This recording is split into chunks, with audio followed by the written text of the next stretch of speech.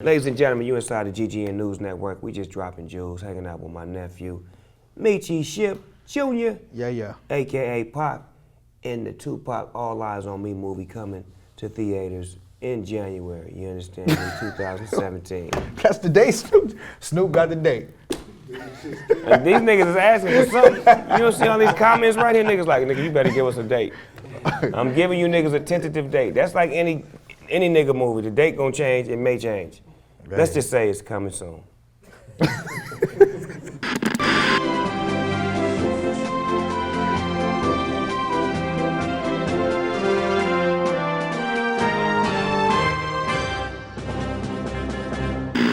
If you don't know, you won't know. You inside the GGN News Network. I'm your host with the most, Finding Nemo, AKA Nemo Hoes. And today I got a very, very, very special guest.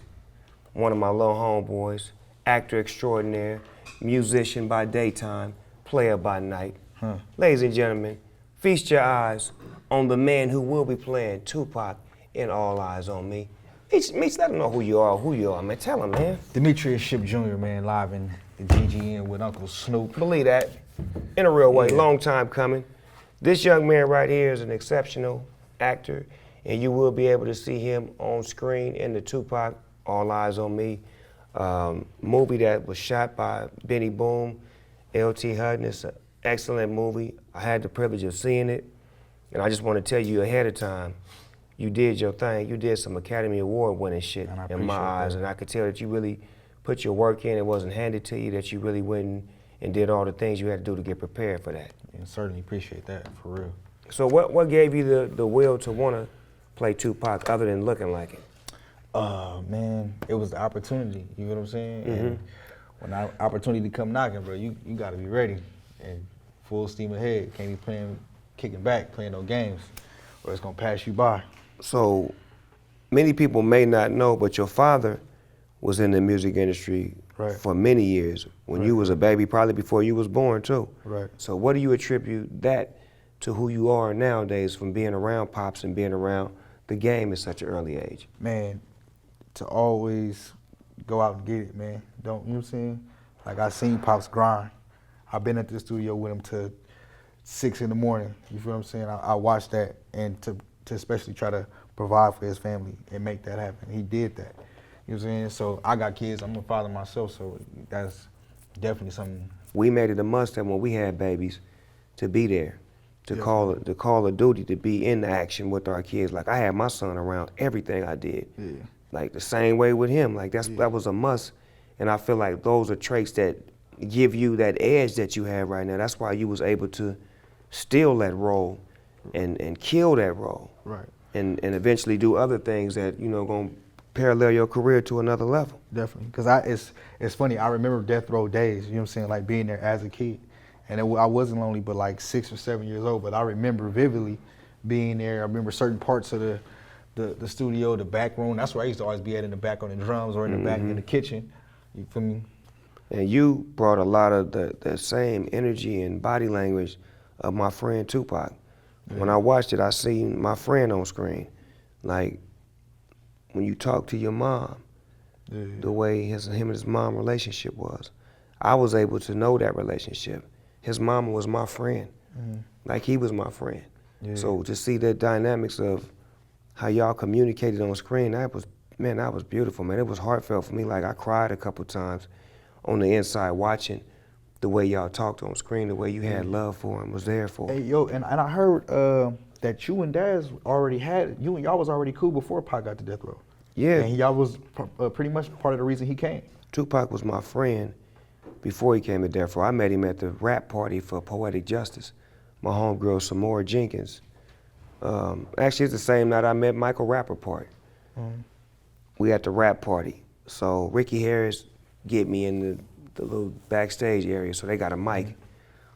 DJ started DJing. Tupac grabbed the mic. He started rapping. I grabbed the mic, I started rapping, but I'm rapping aggressive, because at this time I'm like one of them like battle rappers, so I'm aggressive. So he come back, he aggressive, and it sounded like we kind of like battling each other. So it was like we get off to like a wrong start, but you could tell we both dope as a motherfucker, so it's like we not really gonna go there. So when we finished rapping, We go outside. I'm like, nigga, my name's Snoop. He like, my name Pop. And he break up on a blunt. And that nigga roll a blunt with me. That's my first time ever hitting a blunt. And I met him that night. We exchanged numbers. That's great. And started hanging out, kicking it. So when I did The Murder Was a Case soundtrack, he had a song called Take a Look in My Eyes. I don't even know the name of the motherfucker, but I wanted the song. So I paid him for me to do the song, and the song didn't even come out, and he got paid. And Suge was like, man, why you pay that nigga? And he ain't even on the label. I'm like, man, that nigga's a star, man. So when he got locked up, I told Suge, because we had did this show at the Source Awards, I'm like, man, we need this nigga on our team. Because he was in the cell. If you watch the Source Awards when we was into it with the East Coast, everybody came out of a cell. And it was an empty cell, but it had a Tupac billboard in there. Because we was representing him because of me. He wasn't even signed to Suge, didn't even know the nigga back then. That's crazy. So it was like, that was my friend, and I felt like he needed to be with us because we was the most gangster label, we had the best sound, and it just felt like it was supposed to be he was supposed to be with us. Right. That's what's up. Right Magic. there. That's dope. Yes, and they definitely put that in the movie. So when that all happened, I'm like, damn, that's crazy. It was just so much stuff that I ended up learning about him that I didn't know, and a lot of people really don't know. What about your production side as far as music? Is that something that you aspire to do? Oh man, that's been the life thing, man, and that's what he's instilled into me as far as just as a kid. I seen Pops in the studio, man. That's all I wanted. I just knew that was coming. I knew that was set up for my life. Like I'm doing exactly that. I'm gonna produce. You feel me? I'm gonna have this type of life. I'm gonna live like this. So that's always what I wanted to do as a kid, and just as the years, you know what I'm saying, I started getting a little older. That's when I started taking it more serious, because, you know what I'm saying, you can play with it here and there, but when it's time to get it done, you got to get in there and get it done. It just don't come to you no matter what it is. Hi, I'm Stormy Friends, reporting live from Sacramento. It's been so hot. I'm scorching wet. Everybody's dripping. We all have to throw water bottles on each other, so everybody get your water bottles. Stay close. Yeah, that is gonna happen. I'm so sorry. Trying to keep them a little, try not to move them too much, keep them in there. Well, they could jiggle, but whole one just might whip. When I seen the movie, man, I was really, really impressed. I was really impressed, thoroughly impressed. LT brought me a rough copy over here first, and it was everywhere. The shit was all over the place. It was like he didn't have it organized. It just was scene here, scene here, scene there. It was like you really couldn't. Right. Put it all together. And that nigga had me come to that motherfucking thing, and it was when it came on with the storyline and the this and that. I was that motherfucker like, woo. If a motherfucker moved wrong and made too much noise, I wanted to sock a nigga. Shut up, nigga, I don't want to miss no lines. That shit was good. Yeah, I think I was there, right? Yeah. Yeah. That was my first time seeing it. That shit was good, dog. Yeah, appreciate that, man. Real good. It's crazy. I can't wait to see what's gonna happen, like how the world gonna respond. The response so far, like just with the second trailer, though, been dope. It's been crazy, man. It's one thing to get the role and like, man, be getting there and doing all that.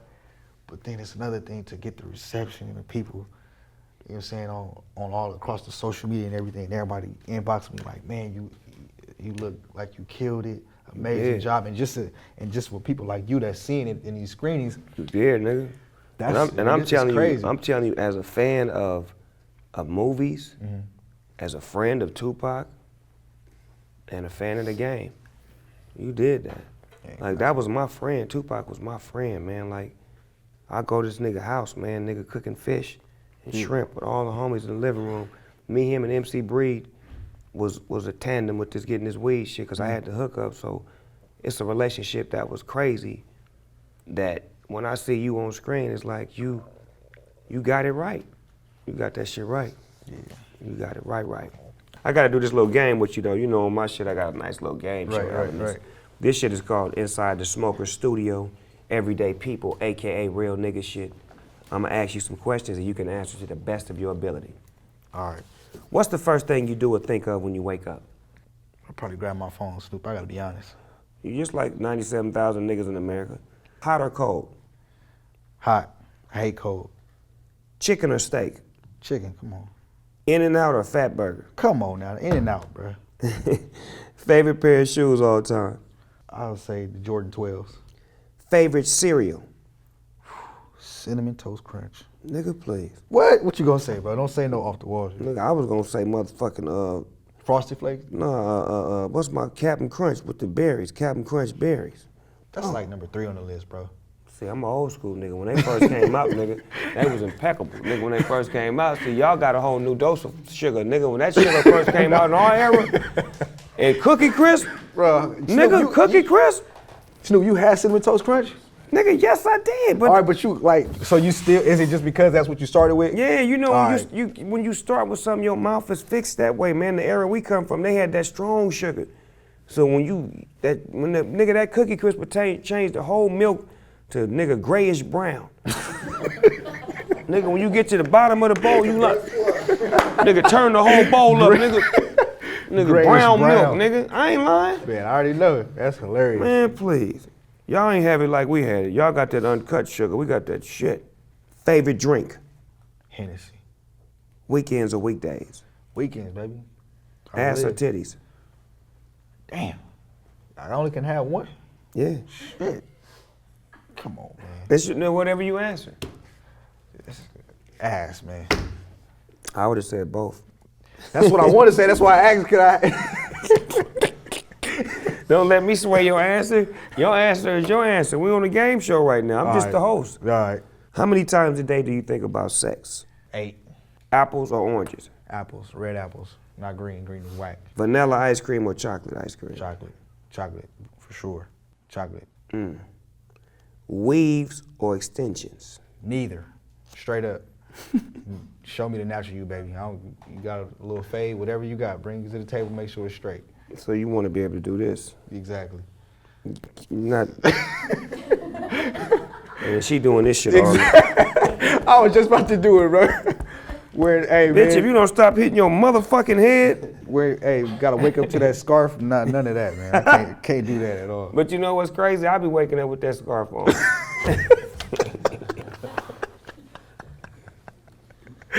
I was trying to protect my shit. That's called wrapping your hair when you protect it so you can make sure you don't have to get it done again.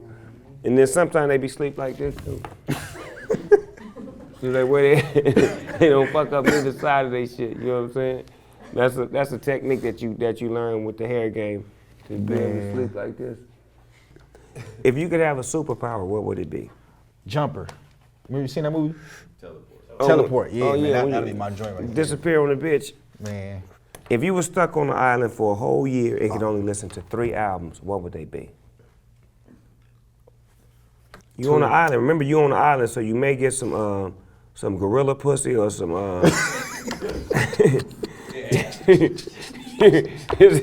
It's something weird coming at you, but you're gonna end up screwing because you're gonna be there for a year. So you're going to have something for every mode. Some thug music to back the motherfucking the late night animals off.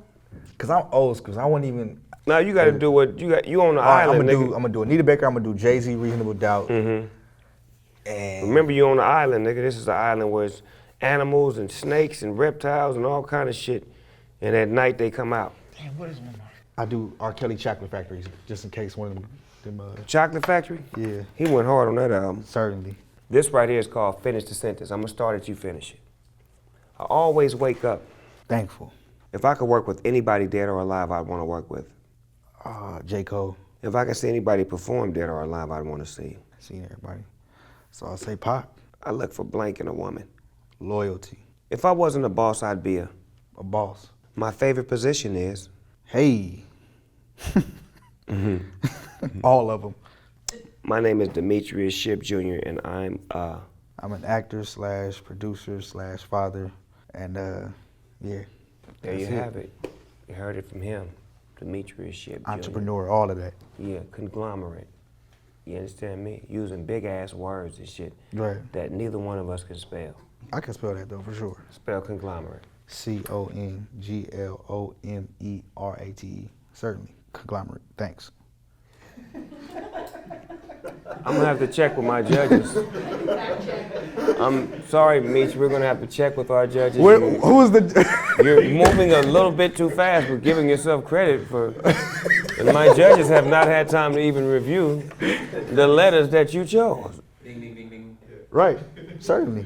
You got it right? Next one, arithmetic. Oh, come on, Snoop.